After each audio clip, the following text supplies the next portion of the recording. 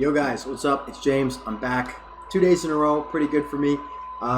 We're back for another YouTube video. I apologize if you can hear the PlayStation in the background. I'm trying to get it to shut up, but it just refuses to. So anyway, we're going to rally. We're going to continue on with this video. But anyway, today's video is basically how I icon trade, right? I icon trade maybe a little bit differently than other people, as where I kind of take more risks, but they're more calculated risks. I have a little bit of a way I do things that a lot of people probably do. Not saying I'm unique in any way with how I do things, but just personally, I'm going to explain how I do it. Some people may agree, some people may disagree. But anyway, I flipped about 6 icons so far this year. We've taken an L on one of them. It was our first one. It was a baby Gerard. But we learned from it. We kind of panic bought that. We didn't really do any research. We just saw it. We looked, oh, it looks good. I'll buy it. But realistically, man, we flipped a Schweinsteiger middle, a Xavi baby, a baby Makalele, a baby Bergkamp, a Johnny Barnes, and today we flipped a Torres, which was just a complete and utter disaster. But anyway, guys, let me just get into on the console. I just have a screenshot pulled up because I deleted all of them. So this was from early in the year. These are some of the icons we flipped. You can see the Schweini, the Xavi, Makalele, Gerard, Barnes. And then today we did the Torres flip, which was great. Great because you guys will see the video later on this week.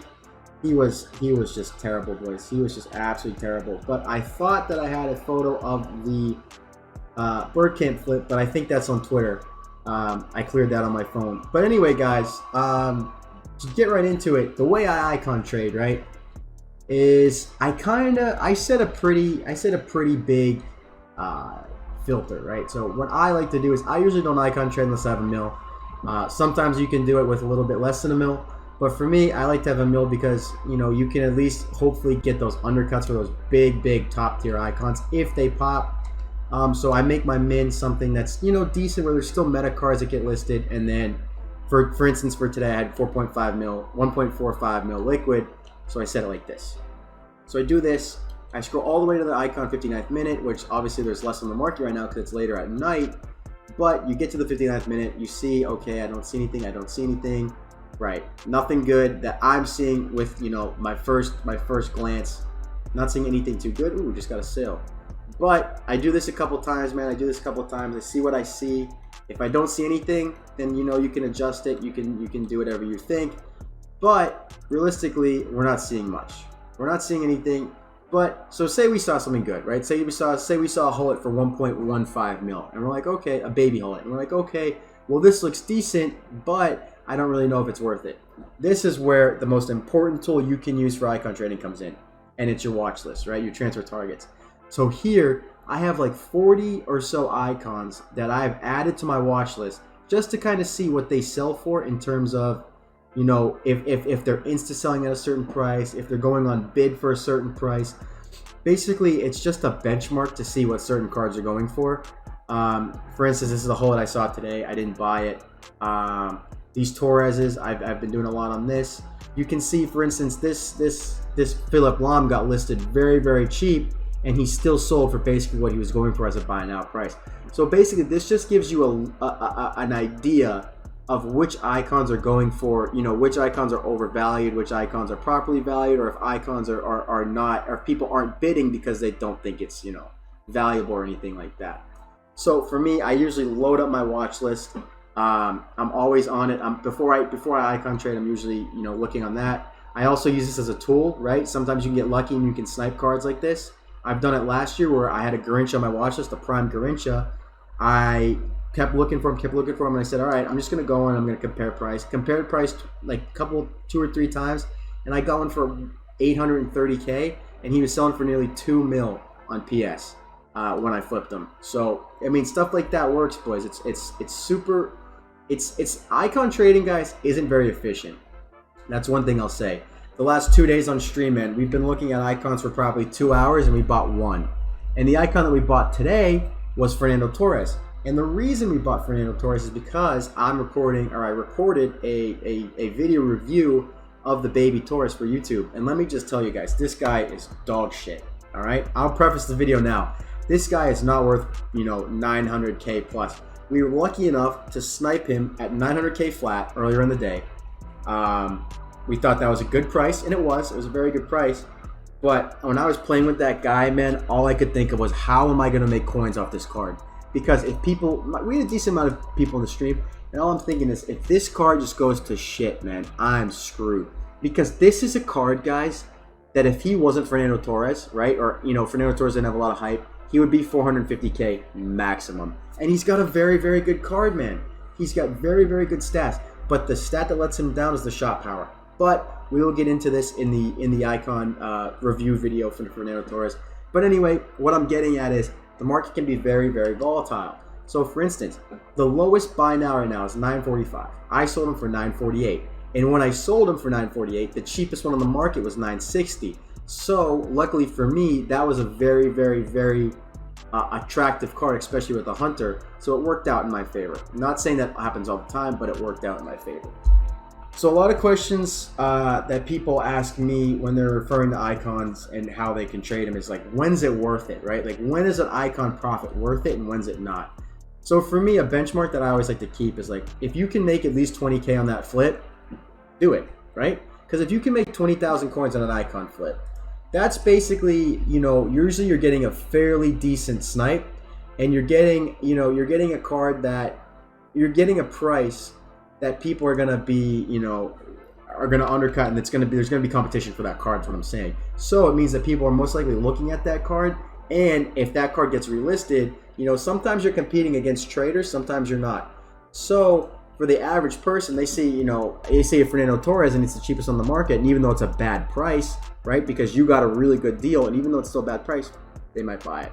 But a lot of times, man, you'll see, you know, if we go back to the 59th minute, you'll see some cards that are undercut for so cheap, and you just have to buy them, but they end up not being good because you didn't do your research on Flipbin. And that's one of the most important things that I can say, and that screws me a lot, is I don't do my research enough on certain cards, and I see a card that looks super cheap and I buy it, like the Torres, or the Gerard, I should say, end up losing coin.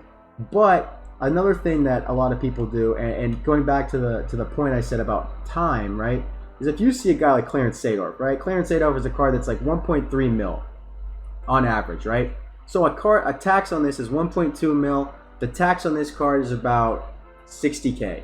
So realistically, man, say that this one for 240 didn't exist, but there was one for 265. If someone bought that card and was like, oh, I can undercut at 262 and make 2,000 coins, right? That's not worth it. And the reason that's not worth it is because that icon, this Clarence Seedorf, might take you 4, 5, 6 times to relist before he even gets a sale. So to make 2,000 or 3,000 coins, man, it takes you a couple hours. Not worth it in my book. But there's other certain times, man, where you can find a card that's got a really, really decent price, and you know that card's going up. For instance, if we want to look at like a guy like Ronaldinho. A guy like Ronaldinho today was going from 1.35 to 1.4 mil. Realistically, is that card worth that? No, but will people pay it? Yes, right? So that's a card that can go up over time. Same thing with Seedorf, same thing with Kaká, same thing with Garrincha and Dalglish. So there's cards, man, where you might see an undercut and you might be like, wow, it's a really good price, and you know, you might not make coins right away. But I'm not a big fan of holding icons for a long time. Some people love to invest in them. I'll invest in them on a Wednesday night for a Thursday flip, but realistically, you won't catch me investing in icons. I just don't think it's worth it. But another really important piece that I tell people when they're trying to trade icons is you got to be okay with taking L's, especially in the beginning, man. Because taking icons is all about learning and all about kind of being comfortable with which icons are selling, you know, which icons you're comfortable with knowing their prices, which ones you've taken the time to research and do your and learn their fluctuations and their demand and stuff like that. So you got to be okay with taking losses, man, because there will be sometimes, like I said, where you're in the moment, you see a card and you're like, holy shit, that's low, and you snipe it, and then you're like, oh shit, he's only been selling for 5K more than what I just bought him for, you know, during the day. And at that time, it's like, oof, okay, well, that's where you kind of have to eat it, you know, and get back in. But the fun thing is, man, is you can be on the Icon 59th minute with it, whatever budget you're at, and you could find the craziest deal of all time. So many people, I've never been lucky enough to get this besides the Garrincha, but so many people will be on this, man, and a prime R9 will show up, or a Pele, or somebody will miss a number on a someone will miss a number on a Hullet or a Vieira and something like that, and you're just like, holy shit, and you're there to scoop it up.